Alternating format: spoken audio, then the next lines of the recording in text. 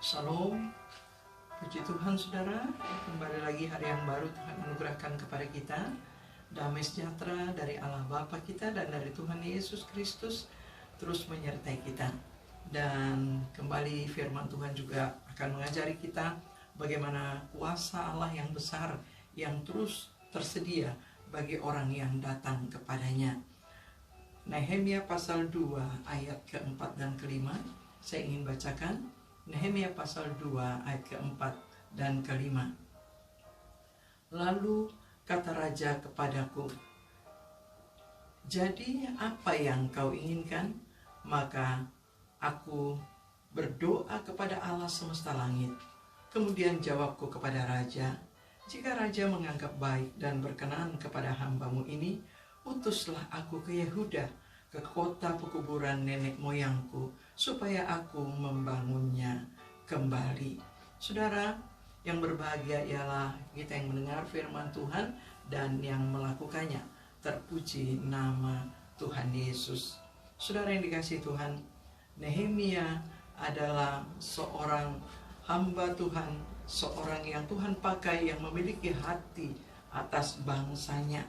Seorang yang sangat peduli kepada kondisi sesama umat Tuhan.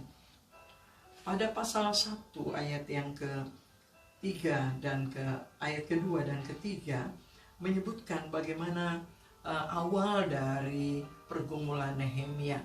Saat itu Nehemia bertanya tentang keadaan orang-orang Yahudi yang terluput dan yang terhindar dari penawanan dan juga tentang Yerusalem.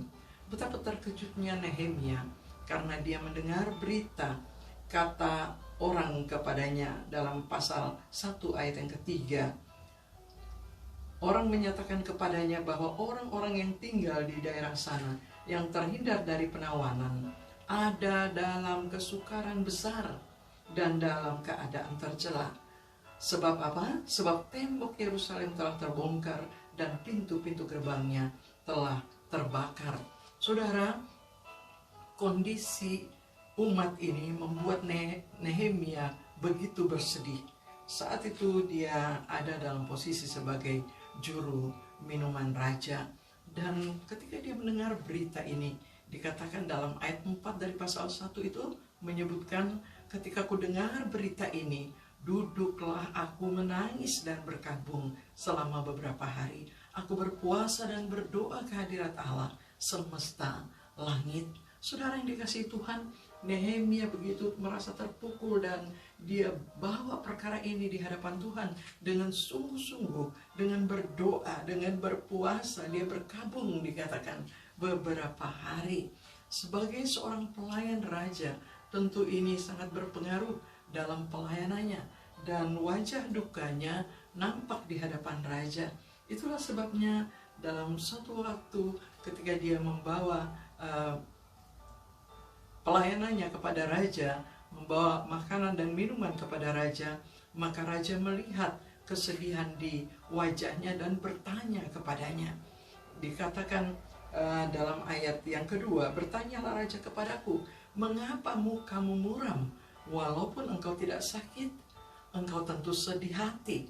Lalu aku menjadi sangat takut. Ya, dan itulah justru menjadi kesempatan. Dan memang kesempatan itu dia minta supaya ada kesempatan di mana dia sungguh-sungguh berkata-kata dan mengungkapkan beban itu kepada raja.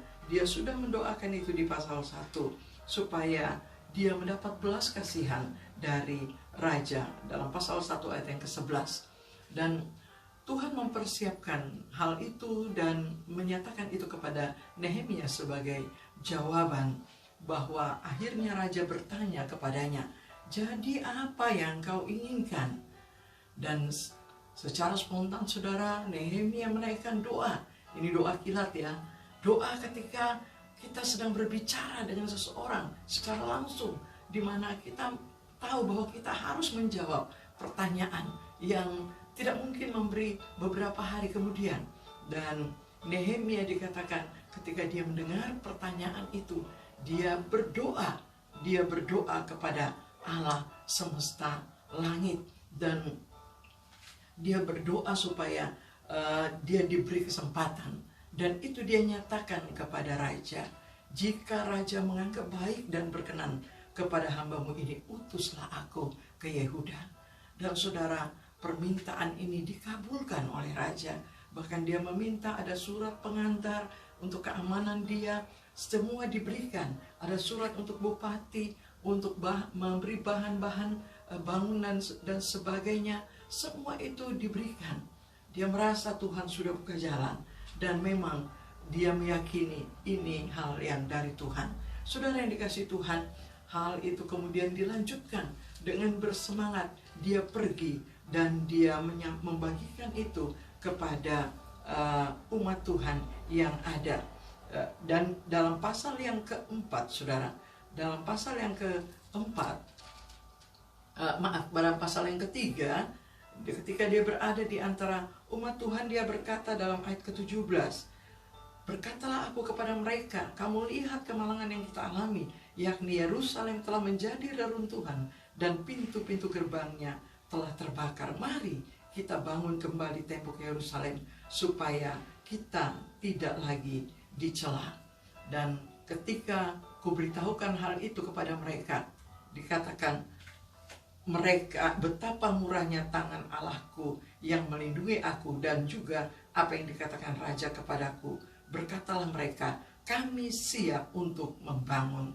Saudara, luar biasa penyertaan Tuhan kepada Yeremia. Luar biasa penyertaan Tuhan kepada Yeremia.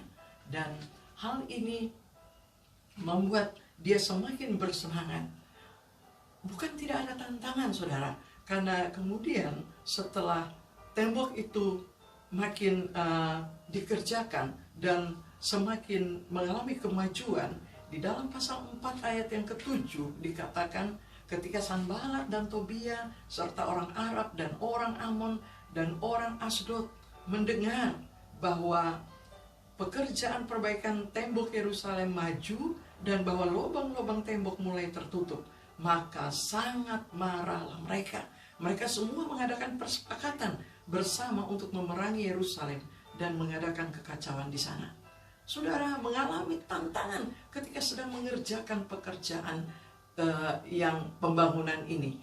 Tetapi dikatakan dalam pasal 4 ayat 9 ini, tetapi kami berdoa kepada Allah kami dan mengadakan penjagaan terhadap mereka siang dan malam karena sikap mereka. Perhatikan baik-baik bagaimana Nehemia tidak pernah lalai, hatinya sangat berpaut kepada Tuhan, sehingga masalah sekecil apapun, apalagi tantangan yang besar seperti ini, Nehemia selalu ingat doa, doa, doa.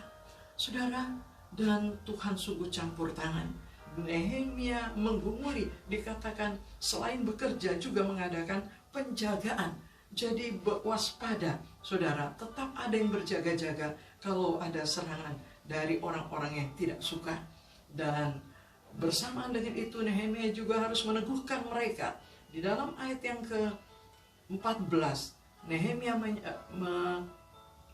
meneguhkan bangsa itu dengan mengatakan, jangan kamu takut terhadap mereka. Ingatlah kepada Tuhan yang maha besar dan dahsyat, dan berperanglah untuk saudara-saudaramu, untuk anak-anak lelaki dan anak-anak perempuanmu, dan untuk istrimu dan rumahmu. Saudara yang dikasihi Tuhan, ya, Nehemia meneguhkan hati bangsa itu. Ingatlah kepada Tuhan yang maha besar dan dahsyat. Itulah sikap hati Nehemia dalam peperangan. Selalu mengingat bahwa ada Tuhan yang maha besar dan dahsyat. Saudara yang dikasihi Tuhan, Tuhan yang sama menyertai kita pada hari ini dalam menghadapi tantangan apapun ketika kita sedang melakukan kehendak Tuhan. Tuhan memberkati kita semua. Mari kita berdoa. Bapa kami yang di surga, kami bersyukur kepadamu. Engkau adalah Allah yang hidup, Allah yang nyata dalam iman kami, orang-orang yang percaya dan melakukan kehendak-Mu. Biarlah hari ini lagi kami juga melihat penyertaan Allah yang maha besar dan dahsyat itu dalam setiap pergumulan, dalam setiap persoalan kami. Biarlah kami selalu ingat bahwa Allah yang menyertai orang-orang yang melakukan kehendak-Nya adalah Allah yang maha besar dan dahsyat. Dan ajar kami untuk kami sungguh menjadi orang-orang yang melakukan kehendak-Mu Bapa.